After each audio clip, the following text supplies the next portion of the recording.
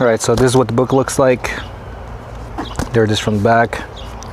So if you get the book, this is what you're going to get. Also, if you take off the cover, interesting, if you take off the cover, it kind of looks like a hymnal or a Bible. Actually, when I was reading through this, oftentimes people would assume I'm reading the Bible. They would ask me to read a passage for them or something. I think this is the reason why they call it the Mentalist Bible, because of how it looks, right? And what you get is this. Let's see, that's step 10. Step 10 has to do with card tricks. And what you'll usually see is just a bunch of, there's the introduction, but mostly it's just particular tricks that you can learn and perform yourself. Sometimes it gives you the effect, the name of the trick, it gives you the effect, and it gives you the method, effect, preparation, presentation, it gives you all of that. And you'll just go through like different steps like this. Let's see, what else is there in here? Step 9, medium mystic stunts, so it's like things that mediums do.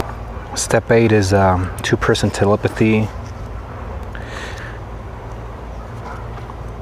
There's blindfolds and x-rays, so it teaches you a bunch of tricks with the blindfolds and stuff. So yeah, so there's like, all the different steps are in here. It's just a bunch of tricks.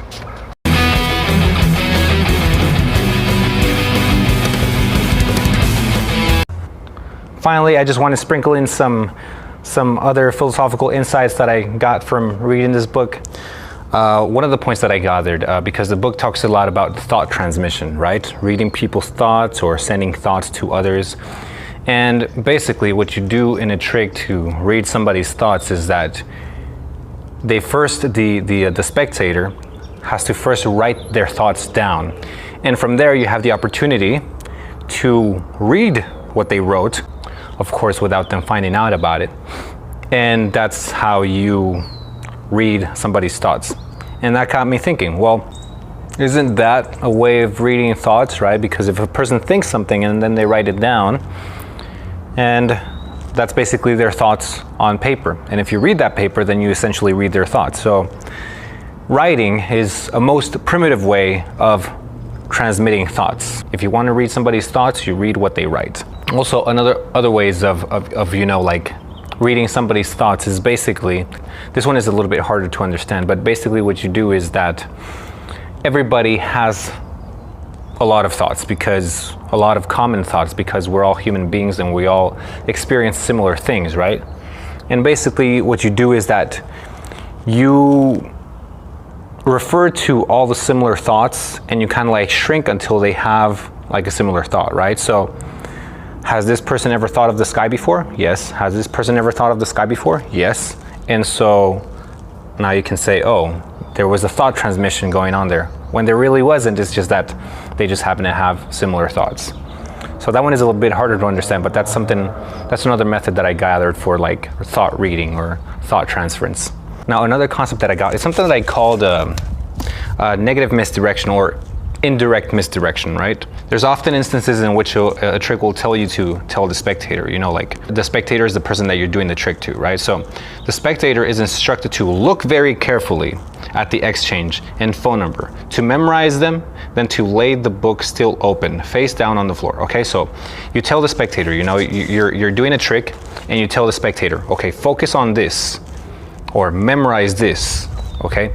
And basically that's misdirection. When a little kid is trying to do a magic trick and he comes to that part where he has to do sleight of hand, and instead of doing sleight of hand, he tells you, okay, turn around, or he tells you, oh, close your eyes for this part. And then you close your eyes, then he does it, and then you open them, and it's like, oh, wow, it's misplaced or whatever, right? So misdirection is basically the same thing, right?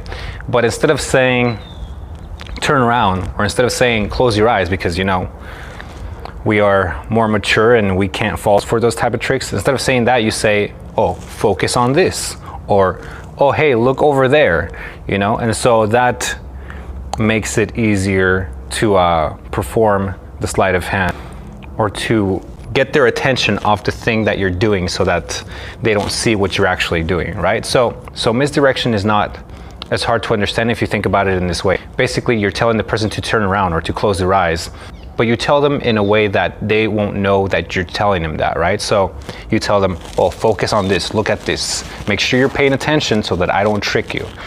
And then while they're focusing on this, you actually do your thing over here. And one really important concept that I discovered here, let's see, is this idea of a sacred space. And I kind of came up with this idea. I kind of thought of this idea because I kept seeing things like this right here. After the billet switch, you do not touch anything. You don't have to, right? So there's this important point constantly being made to not touch anything if you don't have to touch it. Because if you touch it, then others will think that you manipulated it, right? So, you know, like, let's say a real miracle happens. Let's say there's a room with nothing but a chair inside. You close the door, there's nobody else in there. And let's say that the chair gets flipped over. You open the door and the chair is flipped over. You do not walk into the room and close the door behind you, because if you do that, what will happen? Then everybody will think that you flipped the chair over and they will miss the miracle, right? So you have to respect the sacred space, right? It's kind of like a sacred space where the miracle happened, and you can't cross that line, because if you cross that line, then people will think that you manipulated it and they will miss the miracle, right? So it's kind of the same thing. Once something happens, it kind of has this sacred space around it, which you have to stay out of, which you have to respect in order for people to see the miracle. My mentality usually was like, well, the miracle happened. People should be able to accept it, you know? If I walk in a room, it shouldn't be a problem because the miracle did happen, right? But it's just, you know, when you disrespect the boundaries of the sacred space, basically you're communicating something.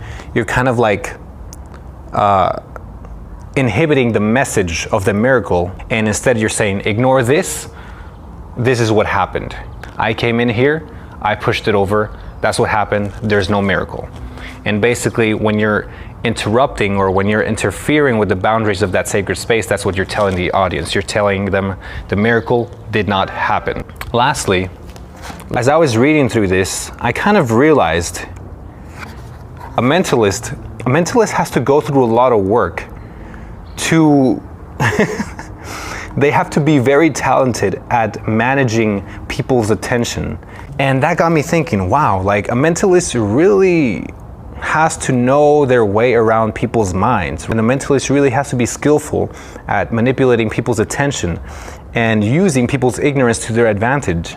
When they manipulate your beliefs so that you believe that they can manipulate your beliefs, then they're essentially doing what they claim to be doing. So yeah, in the end of it all, I was disappointed because I found out that mentalists do not really have mental powers, but by the end of the book, I kind of saw that a lot of the stuff that you read here might be demystifying. It might make things seem illegitimate because they work in roundabout ways of doing stuff. But even if it's all trickery, a mentalist really does have mind manipulating abilities, and it's accomplished through trickery.